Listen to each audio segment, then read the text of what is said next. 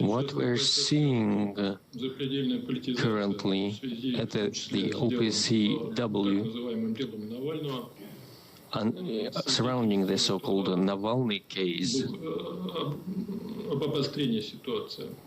shows that the situation is quite complicated. We have a feeling that the West, led by the US, is interested in this case surrounding the alleged poisoning for different reasons. There's some different reason underpinning their actions. This morning, for more than an hour, I have been unable to take the floor on this subject. At the OPCW, there were various pretexts that were provided, the rules of procedures or some other pretexts that were provided,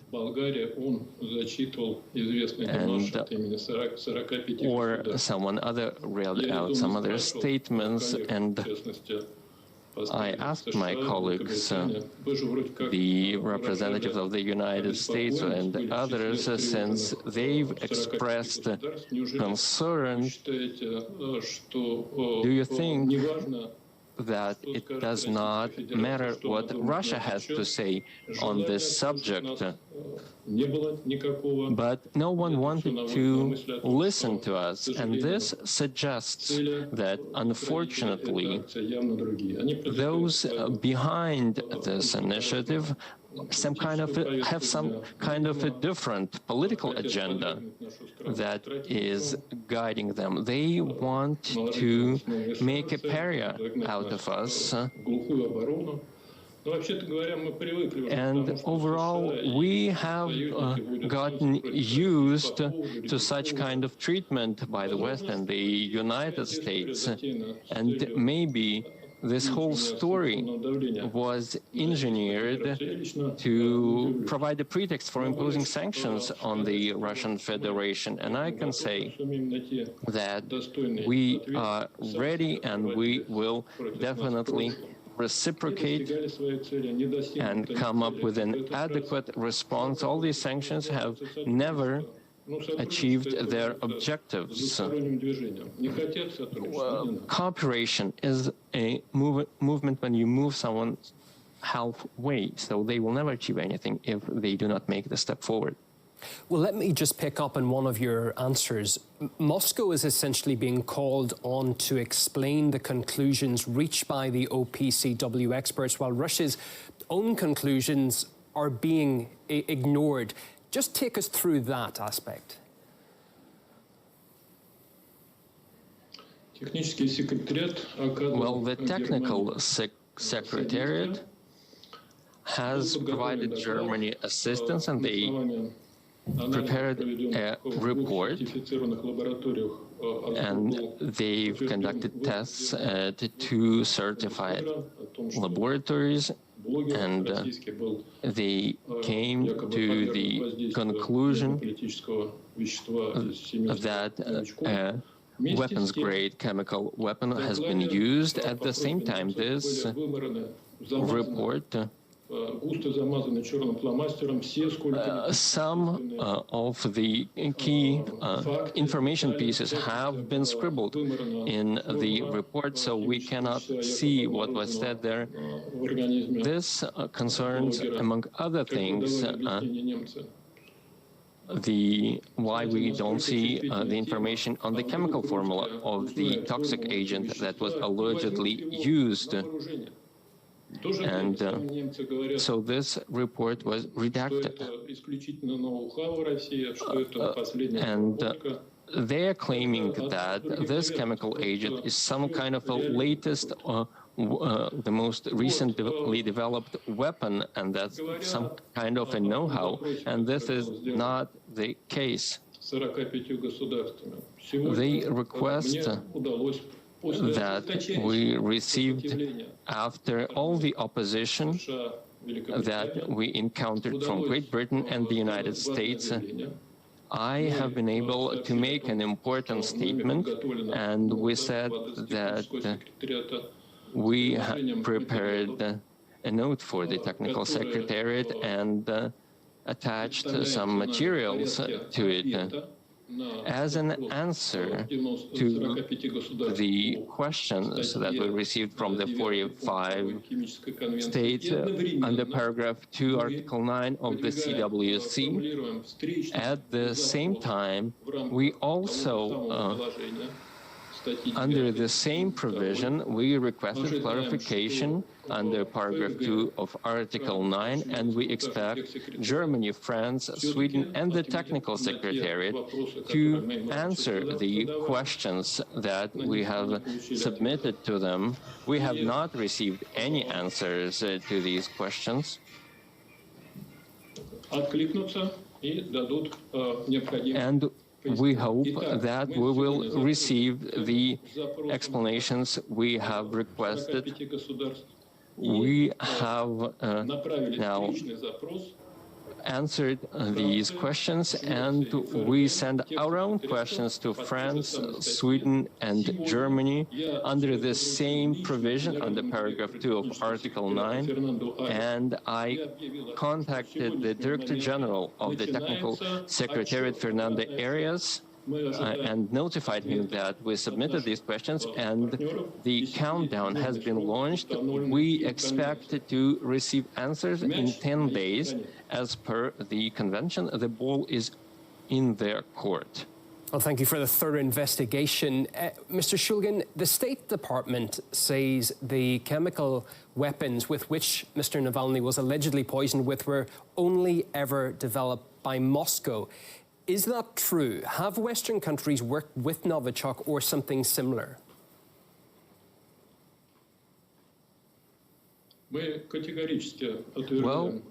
we firmly reject the idea that Great Britain and some other countries have made on the fact that Russia has some kind of secret or covered facilities, and that Russia continues its chemical weapons program. Back in April 1997, the Soviet Union, the predecessor of the Russian Federation, undertook to eliminate its chemical stockpiles, and a decision was made to stop all the development in the sphere of chemical weapons. In 2017, Russia has successfully completed the elimination of its chemical weapons stockpiles, and this was certified by experts from the OPCW. And we know very well at the same time that in some NATO countries there is research going on Novichok-related agents, and there was a statement by the President of the Czech Republic who confirmed that a similar agent was being developed in this country. And other countries also recognized that they also worked on this, including Great Britain, that they worked on toxic agents of this category. The United States, that is the only country that has yet to eliminate its chemical weapons stockpiles, and the United States still clings to its chemical weapons, even though they have everything to get rid of these stockpiles. It has to be noted that the United States have adopted and registered 140 patents for these military-grade toxic agents similar to Novichok. And I've asked questions to this effect at the Executive Council at the OPCW to the United States ambassador, and he said that yes, there are agents of this kind, but so what? And the U.S. ambassador ridiculed Syrians and said that they mislead the international community. And he said that they are turning the world upside down. And I would like to return this argument to my American counterpart regarding his statements regarding the use of chemical weapons. The same applies to the United States, in fact. So if you believe that it is normal to register patents with toxic agents similar to Novichok, but at the same time you dare put forward claims against the Russian Federation and accuse the Russian Federation of something. And if I may just touch on another aspect, there have been some claims that Moscow obstructed the visit of the organization's experts to Russia. Was that the case? No, this is not true. In October of last year, we applied with the Technical Secretariat for Technical Assistance, and we are a state party, and we have every right to be involved. And we asked the OPCW experts to have a joint initiative involving Russian researchers, and we want to study the remaining samples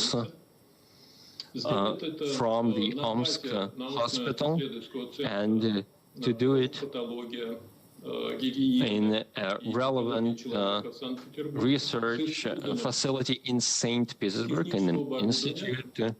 We're using technical equipment, the same technical equipment that was used in the certified laboratories of the OPCW in order to be able to come to some kind of a conclusion whether the Russian blogger was poisoned. The goal was to answer a question: when, where, and under what circumstances, how and when this toxic, military-grade toxic agent happened to be in the samples of the Russian blogger. No toxic agents were discovered in Omsk in the sample drawn from the Russian blogger. And the Technical Secretariat started dragging its feet, and they provided various pretexts. They said that there is no precedent of this kind.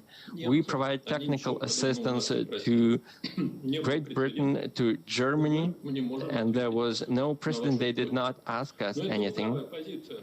So this is a very astute position from the Technical Secretariat. When there was a decision here at the OPCW to give the Technical Secretariat to expand its functions, this was done to the detriment of the UN Security Council. There was no precedent of this kind, but the Technical Secretariat started creating these precedents and the United States admired how the Technical Secretariat did this, and they said, look, the Director General, we thought that he would be impartial and he will keep his distance and that he would take his time for doing this work, but instead he quickly raced to fulfill this agenda, and he did all this, and he created all the precedents that never existed before. So this is how it happened. Well, we very much appreciate you going into so much detail with your answers. Alexander Shulgin, Russia's permanent representative to the OPCW, thank you.